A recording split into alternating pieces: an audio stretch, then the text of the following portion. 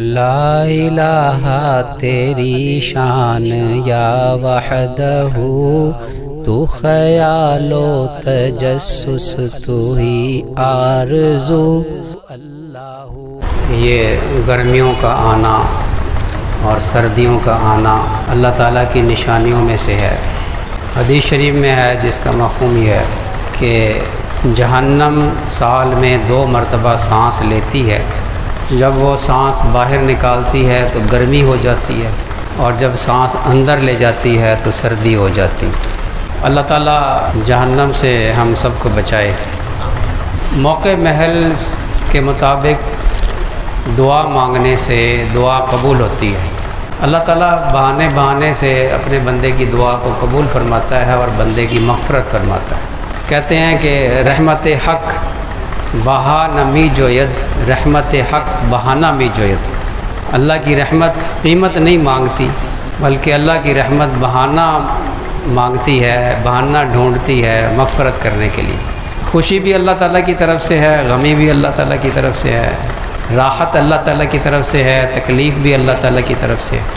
اور تکلیف پہنچتی ہے تو اللہ تعالیٰ کی رحمت کا اندازہ لگائیے کہ ایک کانٹا بھی چبھ جائے تو اللہ تعالیٰ مغفرت فرما دیتا ہے۔ یہ اس کی کتنی مہربانی ہے، تکلیف بھی اسی کی طرف سے آئی ہے نا، اور پھر اس تکلیف پہ مغفرت کر دی۔ یہ مطلب ہے اس کا کہ رحمت حق بہانہ می جوید، رحمت حق بہانہ می جوید۔ بہانہ اللہ تعالیٰ کی طرف سے، بہانے سے اللہ تعالیٰ اپنے بندے کی مغفرت فرماتا ہے۔ بندہ پھر بھی اپنی مغفرت نہ کروائے اور اس کی رحمت کی طرف متوجہ نہ ہو تو یہ محرومی کی بات ہے۔ میں نے عرض کیا کہ موقع محل سے مانگی ہوئی دعا اللہ تعالیٰ قبول فرماتے ہیں۔ حضرت زکریا علیہ السلام حجرے میں داخل ہوئے تو حضرت مریم کے پاس بے موسم پھل دیکھے، اور پھل پہنچانے والا کوئی نہیں، حجرہ تو بند تھا۔ تو حضرت زکریا علیہ السلام نے پوچھا کہ اے مریم یہ کیا؟ مطلب یہ تھا کہ یہ کیسے آ گئے، ایک تو بے موسم اور پھر کوئی پہنچانے والا نہیں، حجرہ تو بند تھا۔ پوچھا حضرت مریم سے انا لکی ھذا، کہ یہ کیا مریم؟ تو حضرت مریم نے فی البدی جواب دیا ہوا من عند اللہ، یہ اللہ کی طرف سے ہے۔ اب حضرت زکریا علیہ السلام بھی جانتے تھے کہ اللہ کی طرف سے ہی ہوتا ہے سب کچھ۔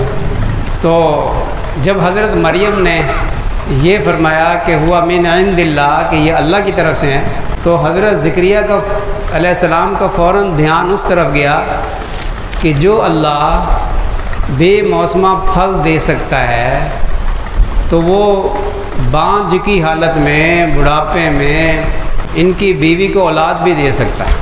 تو اسی وقت دعا مانگی، اولاد کے لیے دعا مانگی اس وقت کہ اے اللہ تو بے موسمہ پھل دے سکتا ہے تو بے موسمی اولاد بھی دے سکتا ہے۔ بے موسمی کا کیا مطلب کہ کوئی آثار نہیں ہے اولاد ہونے کے، لیکن دینے والا تو اللہ ہے نا۔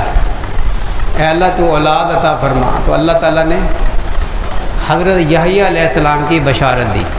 اس کو کہتے ہیں موقع مناسبت سے دعا کا مانگنا۔ جب شدید گرمی ہو تو اس حدیث کو یاد کیا کریں کہ جس میں فرمایا کہ جہنم سال میں 2 مرتبہ سانس لیتی ہے، 1 مرتبہ سانس باہر نکالتی ہے اور پھر 1 مرتبہ اندر لے جاتی ہے۔ جب باہر نکالتی ہے تو گرمی ہو جاتی ہے، جب اندر لے جاتی ہے تو سردی ہو جاتی ہے۔ اس کو یاد کیا کریں۔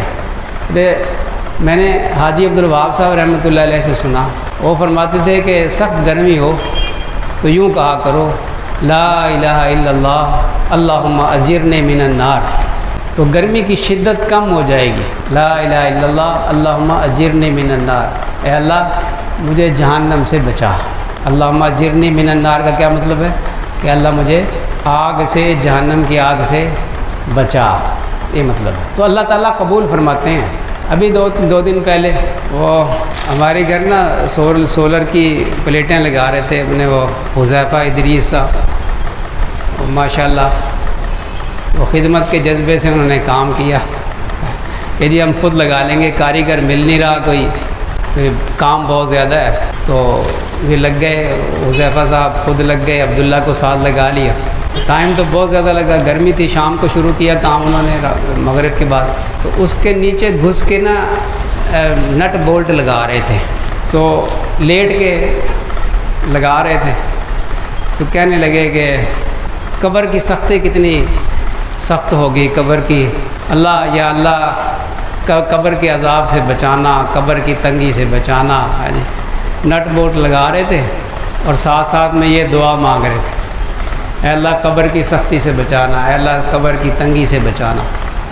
لیٹ کے ان کو قبر یاد آ گئی نا، وہ تنگ سی جگہ میں جب گھسے ہیں نا نیچے تو قبر یاد آ گئی۔ اللہ اکبر۔ ایسے موقعوں پر مانگی ہوئی دعا قبول ہوتی ہے، یہ میں عرض کرنا چاہتا ہوں۔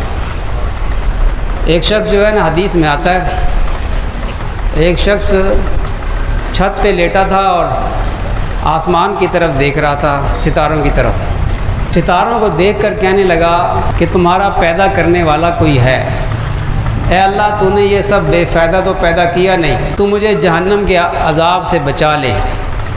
حدیث میں آتا ہے کہ اللہ کی رحمت جوش میں آئی اور اس کی مغفرت ہو گئی۔ اس کو کہتے ہیں غور و فکر۔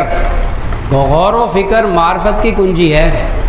ام دردہ رضی اللہ تعالیٰ عنہ سے پوچھا کسی نے کہ ابو دردہ کی افضل عبادت کون سی تھی؟ فرمایا کہ غور و فکر۔ وہ غور و فکر بہت کرتے تھے۔ غور و فکر کرنے والے کو اللہ تعالیٰ اپنی معرفت عطا فرماتے اور بڑی جلدی عطا فرماتے۔ لے فرمایا کہ مخلوق میں غور کیا کرو، اس سے اللہ کی پہچان ہوگی، اللہ کی معرفت حاصل ہوگی۔ معرفت کسے کہتے ہیں؟ اللہ کی پہچان کو۔ اس سے خشیت الہی پیدا ہوتی ہے، اور خشیت الہی اصل علم کی روح ہے۔ جس کے دل میں خشیت نہیں، وہ حقیقی معنی میں عالم کہلانے کا حقدار بھی نہیں، اس لیے کہ اللہ تعالیٰ شانہ نے قرآن میں جو علم کی تعریف فرمائی ہے وہ یہ فرمائی ہے، انما یخشی اللہ من عبادہ العلماء۔ علماء وہی لوگ ہیں جن کے دلوں میں خشیت الہی ہوتی ہے۔ جو علم خشیت کو لاتا ہے وہ علم حقیقی ہے، اور وہ اللہ نجات کا ذریعہ ہے علم، ورنہ معلومات ہیں۔